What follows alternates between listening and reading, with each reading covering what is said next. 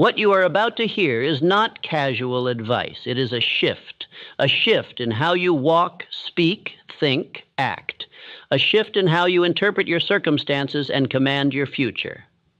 Let me tell you something that most men never grasp until it's too late. Your life bends to your assumptions. The way you expect things to go is the way they usually go, not because of fate, but because of focus. Because your dominant thoughts pull circumstances into alignment. They shape how you act, how you speak, how you persist or retreat. So what if you assumed right now that everything is working out for you, even when it's hard, even when it's silent, even when there's no proof? What if you lived like the outcome was certain, like the door was already open, and all you had to do was walk through it? That is not wishful thinking. That is mental engineering. And it is how the greatest minds in history rose through failure, criticism, and fear. Henry Ford didn't hope things would work out. He decided they would. He poured his belief into the unknown before the world believed it was even possible. When everyone said the automobile was a fantasy, he built factories. Thomas Edison didn't doubt after his first 100th or 10,000th failed prototype because he assumed success was inevitable. He didn't need to see it. He carried it in his mind, and he acted as if it was already his. Charles Schwab didn't operate from fear. He operated from faith in his vision, a faith so strong that entire steel empires were shaped by it. His certainty was contagious. His belief made other men follow. And Andrew Carnegie, the man who transformed industry and wealth in America, he did not ask, what if this doesn't work? He moved as if the results were already secured. That is the energy that builds legacies. So why not you? Why not now? Why not today? You've spent enough time worrying, enough time hesitating, enough time telling yourself stories rooted in fear. Now, it's time to flip the script. Because the version of you that hesitates, that overthinks, that shrinks when life gets loud, he cannot coexist with the version of you that walks in certainty. You cannot serve two minds. One must die. So today I hand you a new frame, a new filter, a new standard. Act as if everything always works out, not because it's guaranteed, but because it makes you unstoppable. Because when you assume that success is inevitable, you move with courage, you speak with authority, you command your life instead of negotiating with it. This video is your reset, your new operating system, and it is to be repeated, not once, not twice, daily, until your subconscious accepts this certainty as law, until doubt withers in the presence of your calm, because fear cannot live where faith is present. And the moment you live in alignment with the assumption that the outcome is secured, you destroy fear. So listen with intensity. Speak these truths aloud. Let them enter your nervous system like fuel. Because what we do next is not motivation, and it is reprogramming. And by the end of this hour, you will not think the same, and you will not move the same, and you will not be the same. Let's begin. Let's start with a question that has the power to rewrite your entire life. What if it all works out? Not just the small things, not just the comfortable outcomes, but all of it. The setbacks, the delays, the pain, the silence, the detours, the moments where nothing made sense. What if all of it, every piece of the struggle, is building the exact version of you required for the dream you've been asking for? Most people don't live in that possibility. They live in worry. They wake up bracing for failure. They talk about worst-case scenarios. They expect betrayal. They wait for the bottom to fall out, even when life is rising. And because of that expectation, they unconsciously direct their energy toward what they fear instead of what they want. But there's another way to live, a way that doesn't require hype, a way that doesn't demand perfection, a way that simply asks one thing from you: to believe before you see. Because here's the truth. Belief isn't a reaction. Belief is a choice. And that choice directs the energy of your mind. The subconscious does not argue with you. It accepts what you feed it, and then it builds around that assumption. If you say things never work for me, your subconscious says understood, and it begins filtering your world through that lens. That's what you start to notice. That's what you start to expect. That's what you attract. Not because of magic, but because you stopped looking for anything else. Now imagine the opposite. Imagine waking up, no matter the circumstance, with this quiet command running in the background. Everything is working out for me. Even if you're broke, even if you've been betrayed, even if the path isn't clear yet, you still move like it's happening. You still execute like the doors are already opening. You still build like the foundation is solid. That belief alone, practiced daily, would rewire your entire life, because when you assume things are working in your favor, you become calmer under pressure. You become more patient in the waiting. You move with power even when the evidence isn't there yet. This isn't delusion. This is leadership of self. Thomas Edison once said, "I have not failed. I've just found 10,000 ways that won't work." That's not just perseverance. That's a man who assumed the light bulb was already his. It was just a matter of time. He didn't ask, "What if this never happens?" He asked, "What else can I try, because I know it's coming?" That mindset is the difference between the man who folds after 3 setbacks and the one who becomes a legend. Henry Ford, when his investors laughed at the idea of a car for the common man, he didn't try to prove himself with words. He didn't shrink into fear. He moved forward like the world was wrong and his vision was already done. And that's not arrogance. That's assumption with discipline. It's the decision to act like it's working, even when you can't see it yet. The weak wait for proof. The powerful move as if the proof already exists. That's what this mindset gives you. It removes the need for validation. It replaces panic with posture. And it installs a new belief system. The outcome is certain. I just haven't arrived yet. So let me ask you again, what if it all works out? What if the delay was divine? What if the betrayal was protection? What if the confusion was construction? What if the thing you're calling a setback is the exact detour that will introduce you to the version of you you actually need? You see, once you install that assumption, once it becomes your default, you no longer fear the unknown. You welcome it. Because the unknown is not the enemy. It's the evidence that something bigger is forming. And your only job is to keep moving, to build when it's boring, to lead when no one's clapping, to act like the outcome is locked in, even if the scoreboard says you're losing. Because the scoreboard doesn't measure your spirit. It doesn't track your faith. It doesn't see what's building behind the scenes. Only you know that. Only you know how deep this decision goes. So say it to yourself right now. I live as if everything is working for me. I don't panic, I prepare. I don't beg for signs. I build in silence. And I will not fold because I've already decided the ending. This is not mindset fluff. This is mental warfare. It is the choice to walk through the chaos with order in your mind, because once you decide how this ends, you don't need to flinch at the middle. Act as if everything works out. And soon it will, because what the mind accepts, the world starts to mirror. There is one quality above all others that separates the drifter from the builder, the lost from the locked in, the man who watches life happen from the man who shapes it with his own hands. That quality is definiteness of purpose, a clear, unwavering, unshakable aim, a target burned so deeply into the subconscious that it becomes impossible to ignore, even in silence, even in failure, even in doubt. This is not a vague dream, not a list of goals, not a wish list typed into a phone at midnight and forgotten by morning. This is purpose, written with fire, carried with discipline, protected with your life. Because without purpose, your energy scatters. Your hours are stolen by distraction. Your focus is hijacked by the next shiny thing. You chase a dozen paths and master none. You build halfway and then walk away. You mistake movement for momentum, activity for achievement, noise for direction. But when you become a man with definiteness of purpose, your path narrows, your vision sharpens. You stop waking up wondering what the day will bring and start commanding the day to deliver what you have already decided.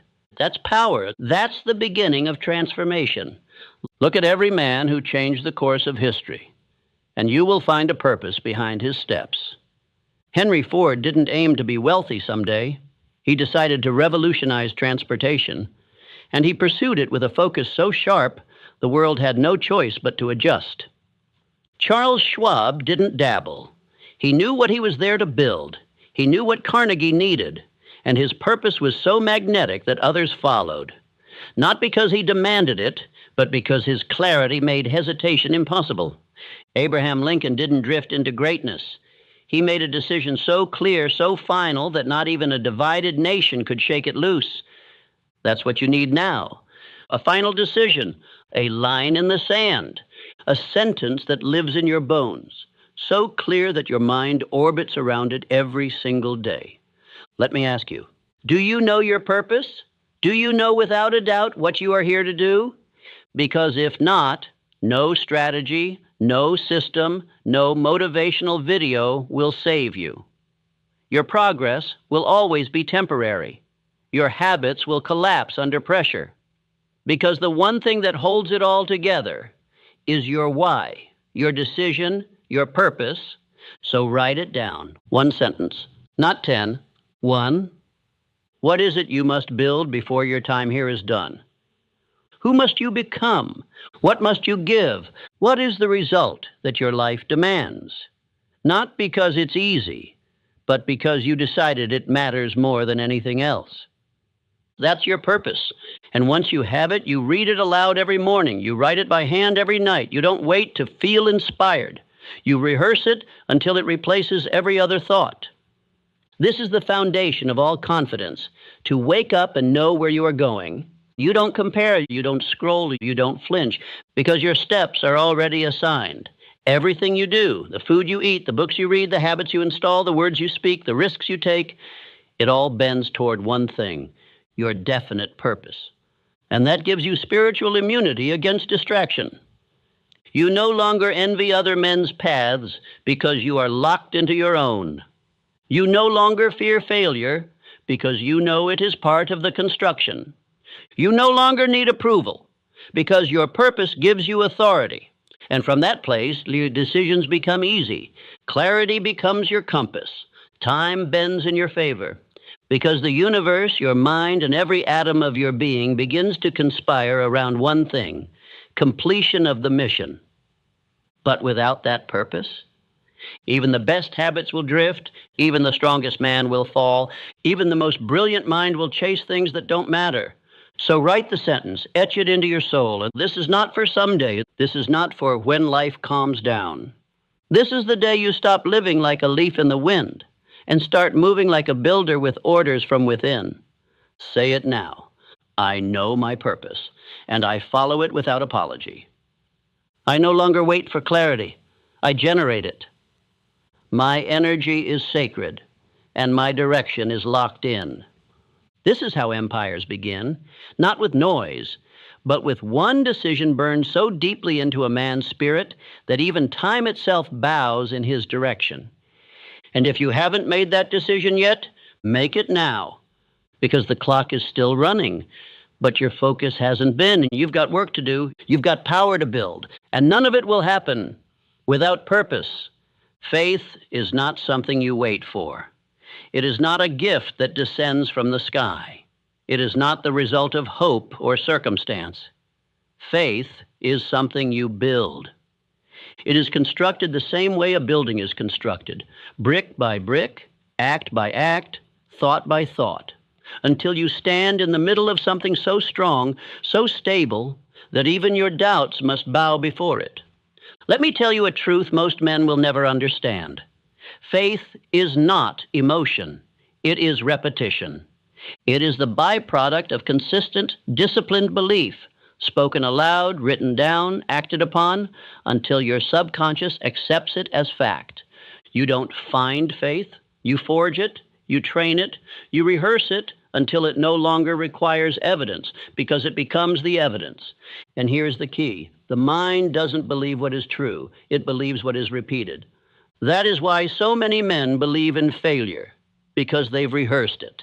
They've spoken doubt daily. They've imagined disaster over and over. They've aligned their actions with fear, and then wondered why faith hasn't arrived. Let me be clear. You cannot rehearse weakness and expect strength to show up. You cannot marinate in hesitation and expect certainty to grow.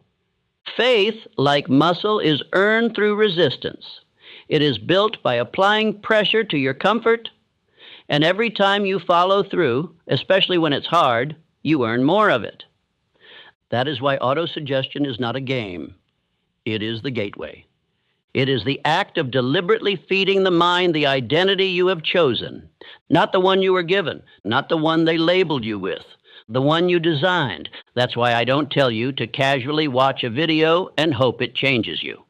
I tell you to repeat it, to study it, to speak it back. Because when you do, when you make those words louder than the doubt, something extraordinary happens. You start to believe yourself. That is the root of all personal power. To know that when you speak, your subconscious listens. So you begin each day with command, not confusion. You wake up and speak the script of the man you are becoming, not just because it sounds good, but because you know it is writing new grooves in your mind. And those grooves will become the path your feet walk. Thomas Edison did not succeed because he felt inspired. He succeeded because his faith in the outcome was greater than any single failure. 10,000 times he tried. 10,000 times he found a way that didn't work. But he never called them failures because his faith was anchored. He had already seen the light before the world did. And every act of effort, every moment of fatigue, every time he reset his tools and started again was another layer of belief. John D. Rockefeller didn't rise by luck. He trained his thinking like a man trains for war. He believed in systems, in structure, in certainty.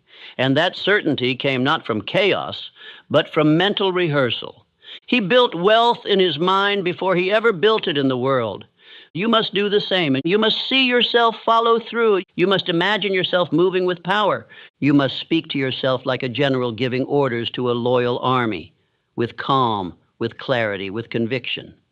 Because your subconscious mind is listening. It is always listening. And every word you whisper, every phrase you repeat is either building faith or breaking it. So let me ask you, are you speaking power or poison? Are you reinforcing courage or conditioning cowardice? Are you using your words to lift yourself or lower yourself? Because what you repeat becomes real. Faith is not loud. It is not flashy. It does not beg for attention. Faith is silent, grounded, steady. It is built in the dark. It is built when you show up despite your feelings. It is built when you say, I will, and follow through without applause. It is built when no one is looking, and you move anyway. That's how Abraham Lincoln led a nation through fire. He wasn't the most popular. He wasn't the loudest. But he believed in the vision so deeply, so completely, that no critic could shake it loose. And when faith becomes unshakable, action becomes automatic. You no longer try to rise, you do. You no longer wonder if you're ready, you move. And your results begin to multiply, not by chance, but by design. So here's your instruction. Write your chief aim. Read it aloud every morning and every night, and with emotion, with certainty, with fire. Visualize the outcome, and not once, but daily. Speak your identity, not as a wish, but as a fact. I am focused. I am disciplined. I act with purpose. I do not flinch. This is not theory. This is practice. And when you practice it long enough, the man you used to be, the man of doubt, of fear, of hesitation, he fades into dust. And the man of faith rises, not someday, today. There comes a moment in every man's life where he must make a decision so final, so absolute, that there is no path left to retreat. That moment is not about emotion. It's not about confidence. It's about commitment.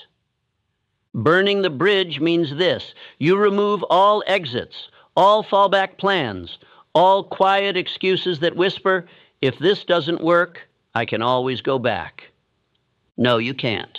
Not anymore, because that man is gone. Let me tell you something that every titan of history has known. You do not truly transform until you remove the option of staying the same. You cannot build a new life while clinging to your old one. You cannot become someone new and still hold space for the person you used to be. You cannot win with your eyes halfway on the rearview mirror. Charles M. Schwab didn't become the president of Carnegie Steel by playing it safe. He wasn't the smartest man in the room. He was the most decided. He carried himself like a leader before the world saw it. He aligned his speech, his tone, his energy with his desired position. And in doing so, he closed the door to mediocrity. When he walked into the room felt it. You want that kind of presence? You must decide so fully, so violently that your past self is stunned into silence. This is what it means to burn the bridge. It's not symbolic. It's strategic. When you remove the option to quit, when you make it so there is no going back, you activate a part of your mind that most men never touch. It's the part that must win, because it has no choice. Andrew Carnegie demanded this from his men. He didn't want those who were interested in success. He wanted men with one obsession, men who burned the bridge to every other pursuit. He understood this truth. A divided mind is a defeated mind, and so must you. You cannot serve two identities, the man you've been and the man you are becoming. One of them has to die. That means you must remove everything that gives the old you oxygen, every distraction, every excuse, every person who keeps you small. You say you want to rise? Good. Then it's time to remove the staircase back down. You say you want to become unrecognizable? Then stop keeping souvenirs from your past self. That means you delete the contacts that drain your focus. You clear your space of things that reinforce the old habits.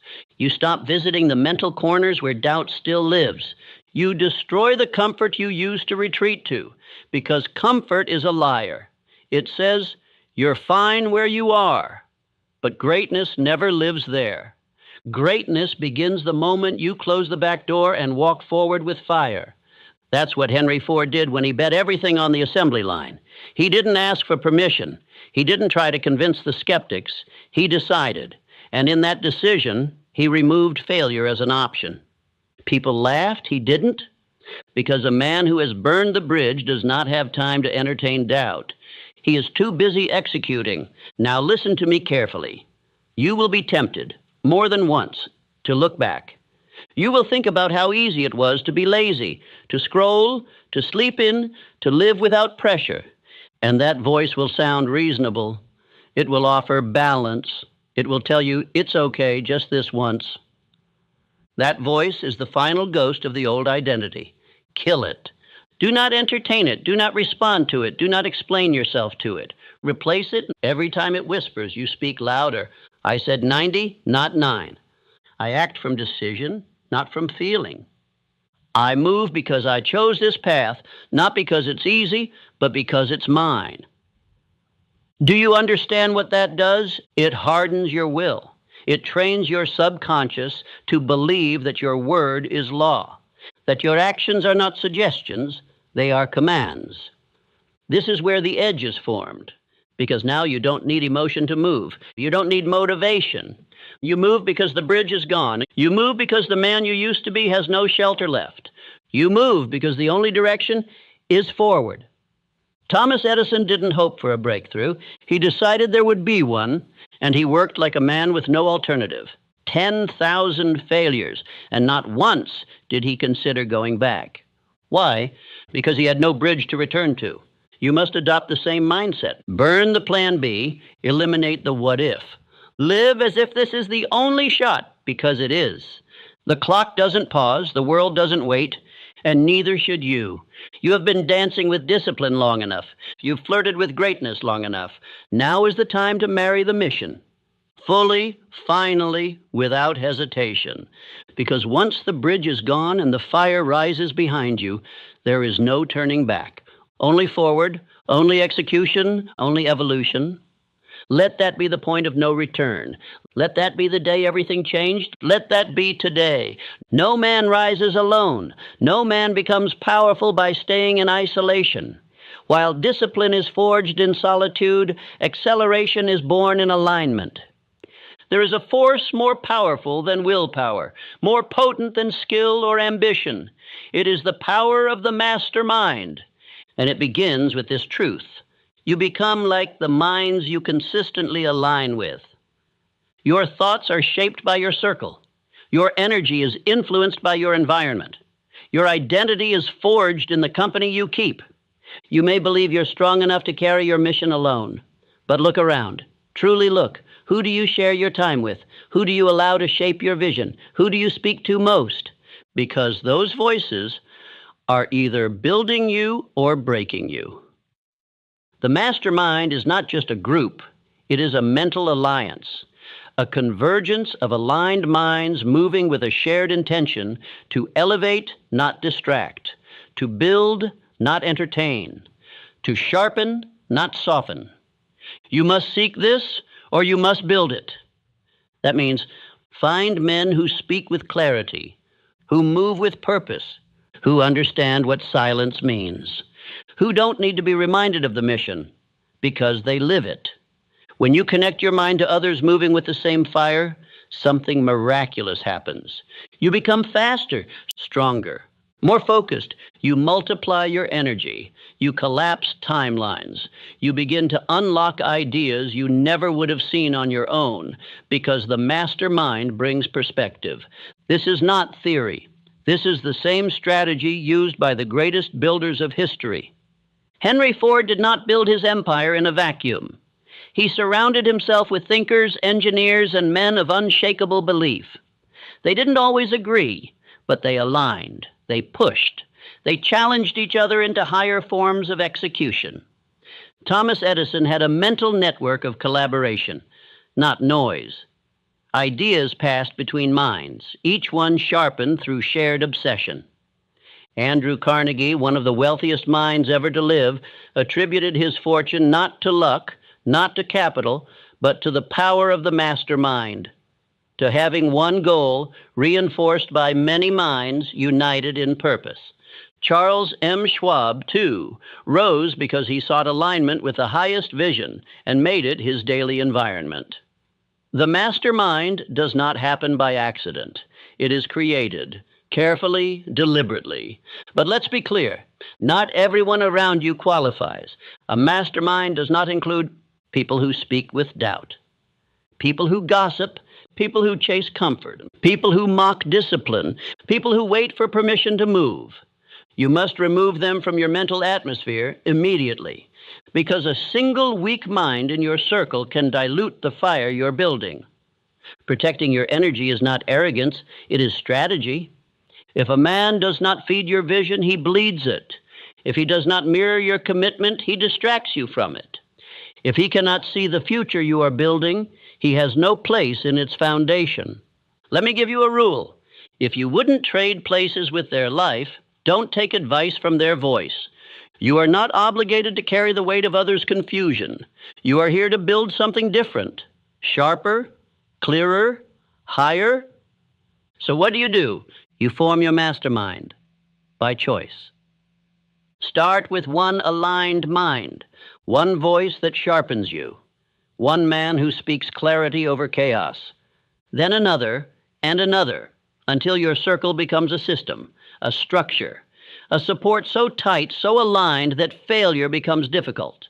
Meet weekly, speak with purpose, share goals, hold each other to higher standards, eliminate the soft language. Maybe, someday, I'll try. Replace it with declarations, with accountability, with fire. And if you cannot find this circle yet, be it. Be the standard. Speak with authority. Move with conviction. Others will feel it, and they will rise to meet you or fall away. Do not chase approval. Do not try to convert those who are committed to drifting. Just build. Just move. Just live aligned, and those meant to walk with you will appear. This is not about community for the sake of comfort. It is about alignment for the sake of power. Because when a mind as sharp as yours joins with another of equal fire, the laws of success begin to bend. The path gets clearer, the results get faster, the noise gets quieter. This is the hidden power of the master mind, the power to multiply your mission. So make your decision now. Who do I need to align with? Who do I need to release? And who do I need to become to attract the minds I want around me? Then begin. One aligned conversation can change your life. And one weak one can steal it. Choose wisely. Before the action, before the money, before the momentum, and there must be belief, because no man ever accomplished anything of greatness without first seeing it in his mind. You must believe long before the world gives you permission, long before the world applauds, long before the evidence shows up. That is the true test. Can you act as if it's already real while it's still invisible? This is what separates the few who rise from the many who quit.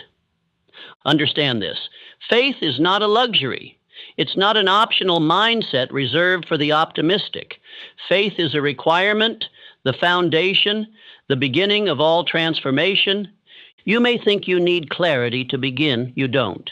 You may think you need resources, motivation, support. You don't. What you need, which is a decision backed by belief, the kind of belief that is felt in your chest, that moves your feet, that speaks louder than doubt, even when your voice shakes. Abraham Lincoln did not know how the war would end. He didn't have certainty in strategy, but he had faith in principle, faith that freedom must win, even if the road cost everything. Henry Ford had no map, no market, no approval, but he believed so deeply in his vision that the world eventually bent to his certainty. Rockefeller built empires before the infrastructure even existed. Why? Because in his mind, it was already done. Edison, Carnegie, Schwab, none of them waited for evidence before they believed. They created the evidence by acting in advance of it. That is what faith does. It precedes the results. But fear does the opposite. Fear says, I'll wait until I see proof. Faith says, I'll move and then make the proof appear.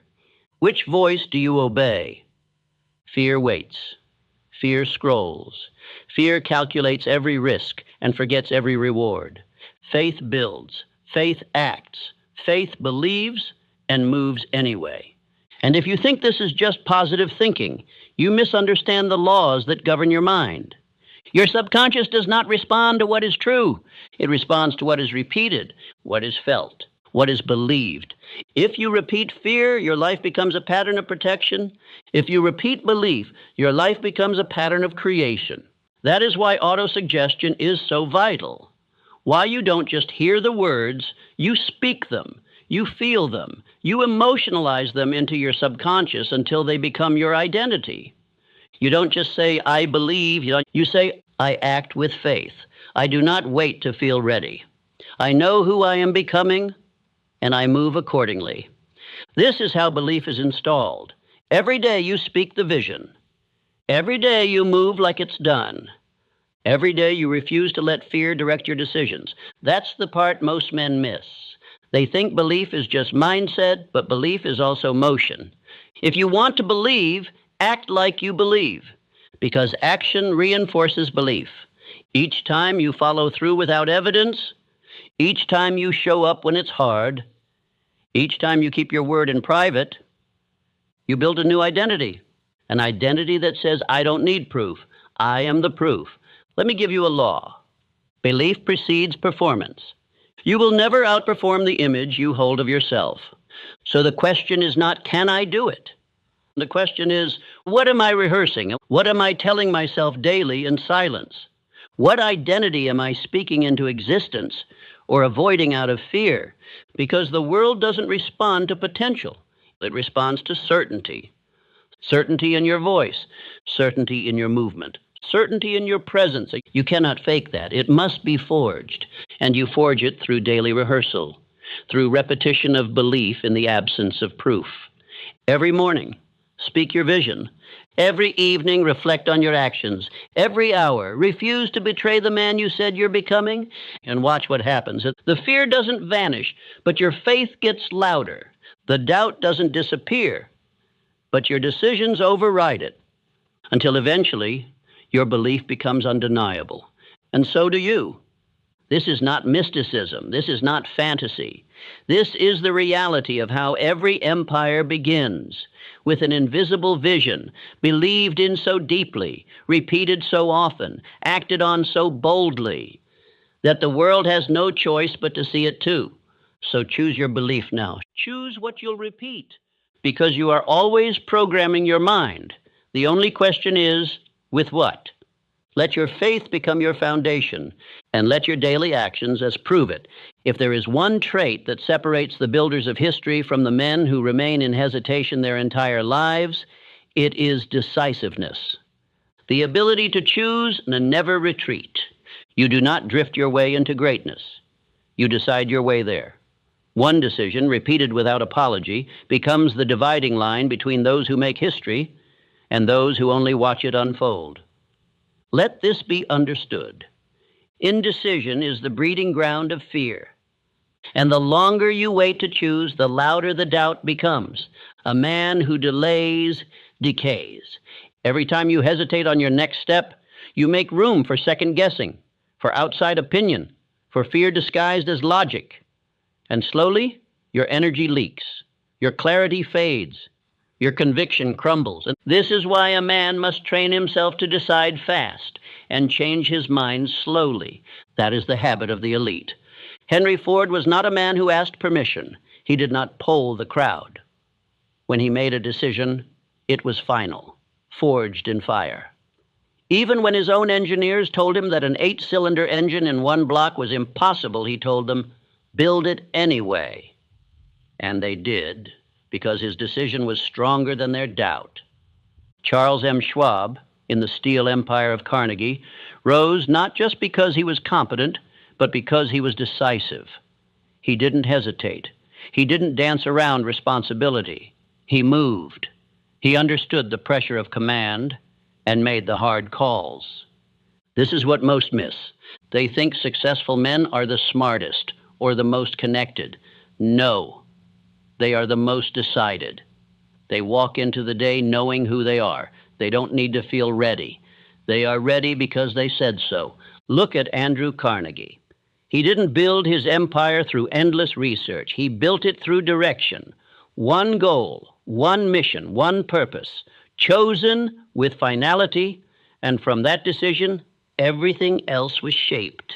Your life works the same way. Until you decide who you are, the world will keep assigning roles for you. It will hand you scripts. It will offer distractions. It will tempt you to stay average. But when you decide, truly decide, the world has no choice but to rearrange around that choice. Here is the law. Decision creates identity. Indecision preserves the old self. So if you keep drifting back into old habits, it is not because you are weak. It is because you have not decided to leave them behind. What's worse, indecision breeds more indecision. It compounds. And soon your life becomes a loop of almost starts and nearly finished goals. But when you choose, when you burn the bridge, when you kill the backup plan, you create an energy that cannot be faked.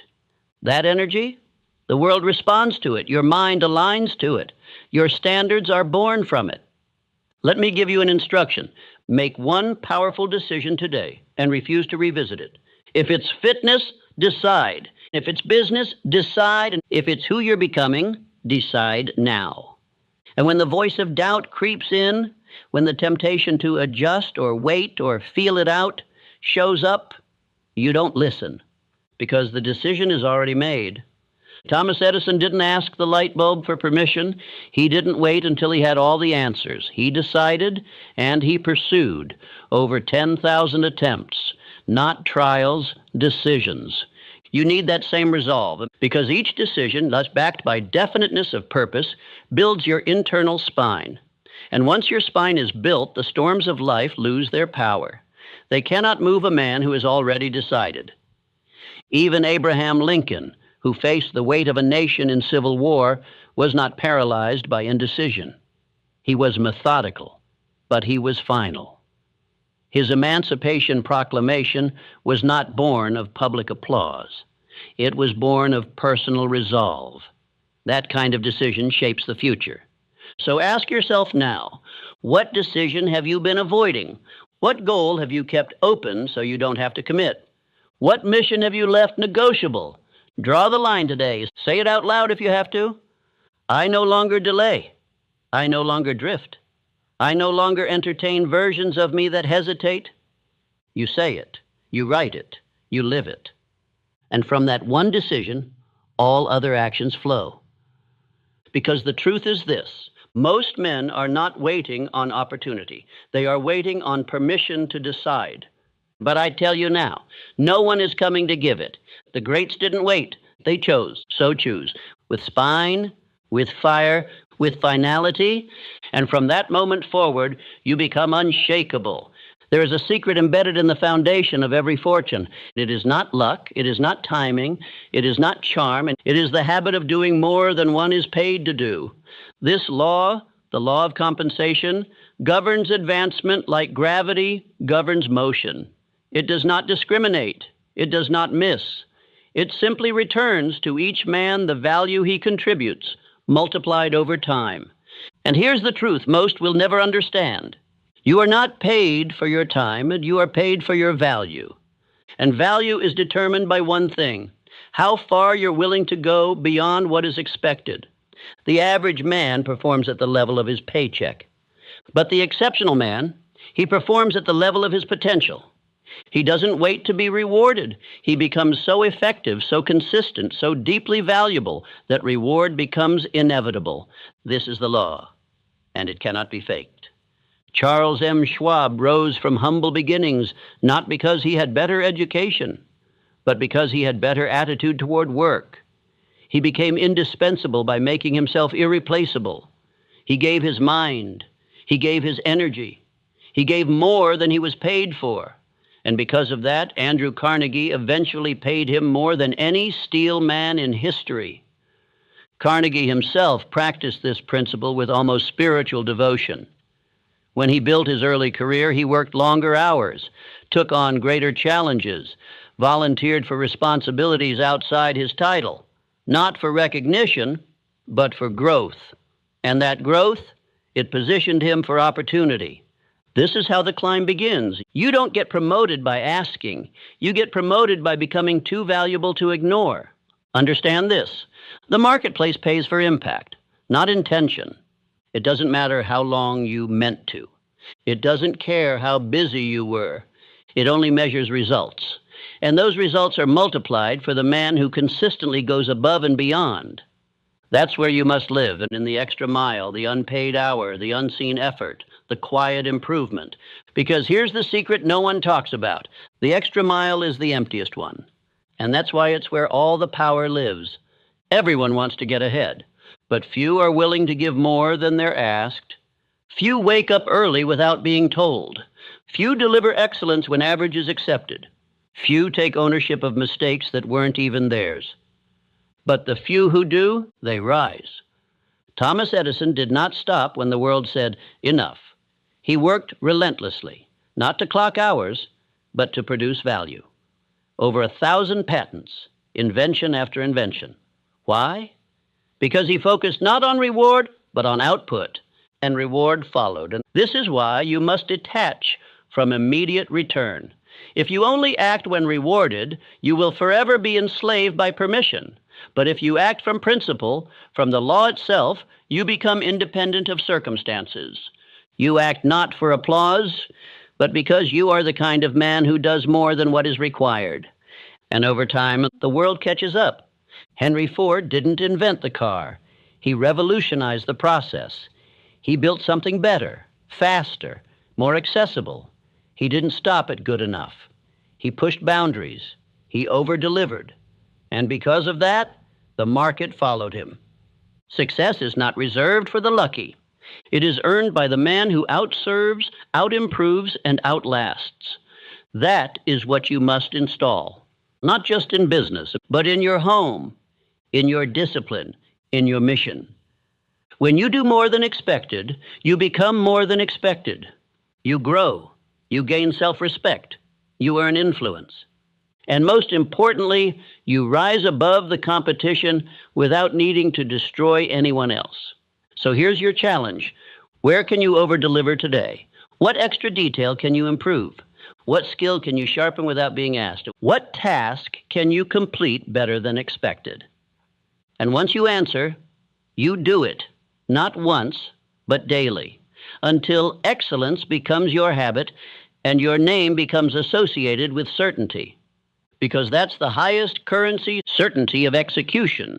The man who always delivers, even when no one's watching, becomes the man who is always called on when it matters. So if you want to advance, if you want to rise, if you want to build a reputation that makes opportunity chase you, not the other way around, then stop asking for more and start giving more, quietly, relentlessly, with no need for credit, because credit will come. Compensation will come. Recognition will come, but only if you build yourself into the kind of man who doesn't need it. Say this aloud. I do more than what I'm paid to do. I am not average. I move with excellence, even when no one is watching. And if you repeat that, and you live that, you will never lack opportunity again, because the law is simple. He who gives more becomes more, and he who becomes more will always have more. You may have strength, you may have intelligence, you may have the most brilliant plan in the world, but if your presence repels others, if your energy repels trust, if your manner of speech pushes people away instead of drawing them near, then your power will never reach its full expression.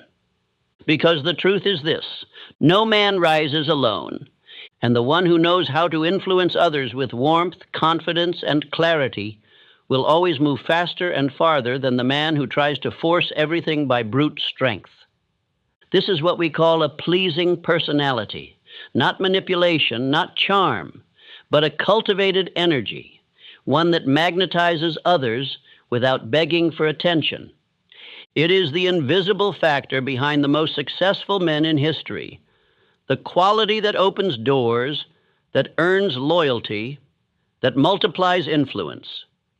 Let me tell you plainly, a pleasing personality is not a gift. It is a discipline. It is a product of self-awareness, emotional control, and intentional practice. Andrew Carnegie built one of the greatest fortunes in history, not because he was the loudest, but because he knew how to make others feel seen. He listened more than he spoke. He praised more than he criticized.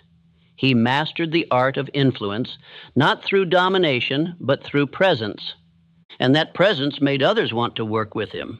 It drew power toward him. Charles M. Schwab was famous for this. Though not a technical genius, he became president of U.S. Steel because of how he made people feel. He smiled often. He remembered names. He made others feel important. And through that, he got the best out of his team without ever raising his voice. Because power isn't just force. Power is the ability to move others willingly. You must understand this. A pleasing personality isn't about being fake. It's not about being soft. It's about refining yourself into someone whose presence communicates, this man is worth trusting. This man is worth following. And that doesn't mean becoming a performer. It means mastering these quiet disciplines. Tone of voice. Speak with conviction, not hesitation. Facial expression. A calm, confident presence speaks before you say a word. Genuine interest. People remember how you made them feel. Ask real questions. Listen deeply. Optimism. A pleasing personality does not dwell in negativity. It uplifts. It radiates certainty. The world is full of loud, bitter, argumentative men trying to prove themselves. But the man with a pleasing personality, he doesn't argue, he doesn't shout, he doesn't over-explain. He influences, he persuades. He builds bridges where others burn them. Thomas Edison worked with teams of brilliant minds.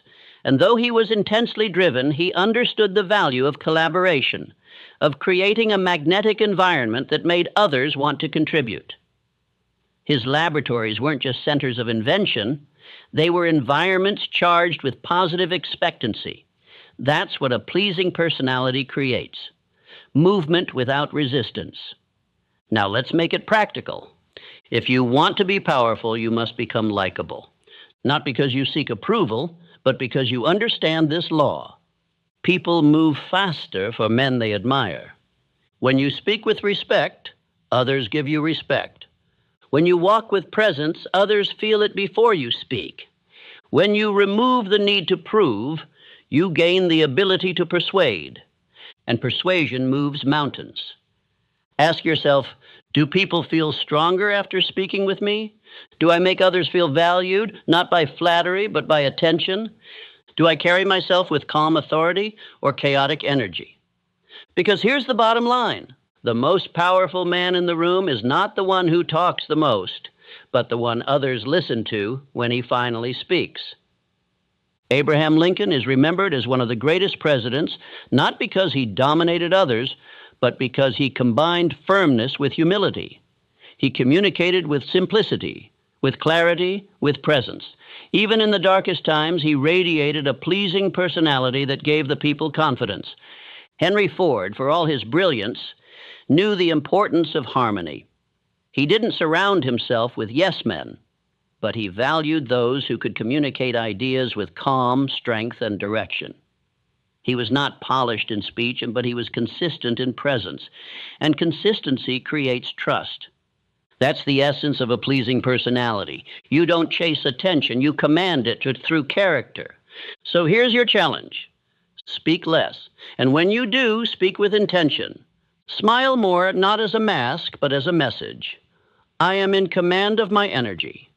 Move slowly, speak clearly, make others feel seen, and most of all, live your life in such a way that your presence makes others want to be better. Because that's the highest form of influence, the man who uplifts everyone around him without effort, simply by being who he is. Repeat this daily. My presence is calm, powerful, and persuasive. I make others feel seen, heard, and understood. I do not argue, I influence. And over time, that energy becomes magnetic. The world starts leaning toward you, not because you shouted, but because you built yourself into a man worth following. There is a law, one so powerful, so consistent, that those who live by it are destined to rise, and those who violate it are sentenced to mediocrity. It is not written in stone. It is not taught in schools. It is rarely mentioned in conversations about success. And yet, every successful man I've ever known obeyed this law like it was scripture. It is the law of increasing returns. The man who does more than he is paid for will soon be paid for more than he does. Let that echo.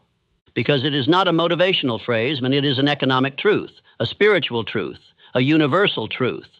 The average man says, I'll give more when I get more. But the builder, the man who commands his life, says, I'll give more now, and let the rewards find me later. And they always do. Look at Andrew Carnegie. He began as a poor boy in a telegraph office. He wasn't asked to learn how to read and write Morse code fluently. He wasn't required to memorize rail routes, but he did. He went beyond the role, beyond the instruction, beyond the bare minimum. And what happened? The people in power noticed, not instantly, but inevitably.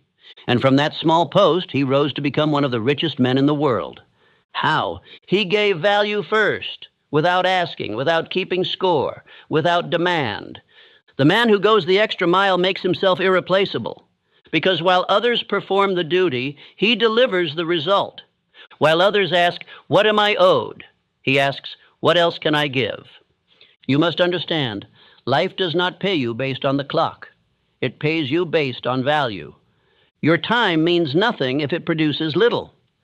But your effort, your initiative, your refusal to cut corners or wait for reward, that makes you unstoppable. Thomas Edison knew this well. His work ethic was legendary. Thousands of failed experiments, sleepless nights, years of obsessive experimentation. He didn't demand guarantees. He gave everything first. and only after results were produced, the world handed him its rewards. Now let me ask you, are you doing the minimum? Are you only rising when someone's watching? Are you only moving when it's convenient? Because the universe keeps score, not of your hours, but of your initiative. The world might not reward you immediately, but it will eventually, and far beyond what you expect, if you make this a habit. Start where you are. If you work a job, stop asking what your role is. Start asking what your standard is. If you're building a business, stop asking what clients will pay for. Start asking what would blow them away. If you're building a skill, don't just check the box. Stay longer, push deeper, stretch further. Because every time you exceed the expectation, every time you cross the invisible line of enough and keep going, you separate yourself from the pack. You become unforgettable. You become trusted. You become indispensable. Let me remind you, Charles M. Schwab wasn't promoted for doing his job. He was promoted because he multiplied value. He encouraged others. He pushed teams. He asked what else could be done. He went above. Not for attention, but because it was who he was. That's what you must become. The man who gives more than is asked, more than is expected, more than is required. And the key? Do it when no one sees it. Do it when no one claps. Do it until it's your identity, because that identity becomes a magnet for opportunity. Henry Ford built an empire not just because of what he knew, but because he demanded more from himself and from others. Faster production, smarter engineering, better value for the customer. He always asked, how can we give more? And as a result, he received more than any man in his field. But remember, it started small. Every great leap begins with invisible effort, so begin today. Ask yourself, where am I meeting the minimum? Where can I exceed the standard? Where can I act not like an employee, not like a worker, but like an owner? And once you find that answer, live it. You'll feel resistance. Others will mock you. They'll say you're working too hard, caring too much, doing too much for nothing. But the rewards of going the extra mile are never immediate. They are delayed, but multiplied. They come in the form of respect, of trust, of opportunity, of leadership, and eventually of wealth. Say this daily, I do not ask what I'm owed, I ask what I can give. I exceed expectations as a way of life. I am the man who goes the extra mile, because that's where greatness begins. And let those words take root, because the man who lives by them, he never stays at the bottom for long. Let me tell you something you already know, but may not have accepted. Watching this once is not enough. You cannot rewire your entire system in a single sitting. You cannot kill a decade of fear with one round of motivation. You cannot erase the old programming with inspiration alone, because your subconscious mind does not respond to one-time information. It responds to repetition. To imprint a new belief, you must burn it in again and again until it becomes more familiar than your doubts. So let this truth echo through your mind. Repetition is the language of the subconscious, and the strongest loop always wins. If your old loop is, I'm not good enough, it will dominate until a stronger one replaces it. If the dominant signal in your life is hesitation, that will become your identity. But if you feed your mind day after day with power, with certainty, with a voice that reminds you of who you really are, then the old voice loses volume, not by force, but by frequency. That's why autosuggestion is not optional. It is the method, the tool, the mechanism by which you reprogram who you are at the core. And how does it work? You play this again. You speak the lines aloud, not casually, but with energy. You memorize the phrases that struck you. You repeat them in your mind when resistance rises. You let this message become your mental software. You don't listen for entertainment. You listen for identity installation. Because you are not just here to feel better, you are here to become unrecognizable. Let me show you something. Close your eyes and say this to yourself. I am not afraid. I act without hesitation. I am focused. I am certain. I am becoming who I was meant to be. Feel what happens in your body when you say those words. Do you feel it shift? That's not imagination. That's neural reinforcement. That's your identity being updated in real time. Now multiply that by 90 days. You say it once, it's a spark. You say it every morning for 90 days, it's a circuit. You speak it until it becomes your baseline, until the words don't just sound strong, they are your voice. Because here's the law. What you feed forms you. What you repeat becomes you. So don't let this message fade. Don't treat it like a video. Treat it like a ritual. Build your morning around it. Make it part of your environment. And if someone asks why you keep playing the same message again and again, tell them this. Because I'm not here to be entertained. I'm here to be rebuilt. Your mind is programmable. Always has been. The only question is, who's writing the code? From this moment forward, you are. So play this again. Speak the words with fire. Walk into your day with certainty, because every time you repeat power, you weaken fear. And now, let's close this chapter the only way a man committed to transformation should. You've listened. You've absorbed truth after truth. Not theories, but tools. But now comes the most important part. You walk, not as the man who started this video, but as the man who has already become what he used to chase. You don't move like you're trying. You don't speak like you're hoping. You walk like it's done.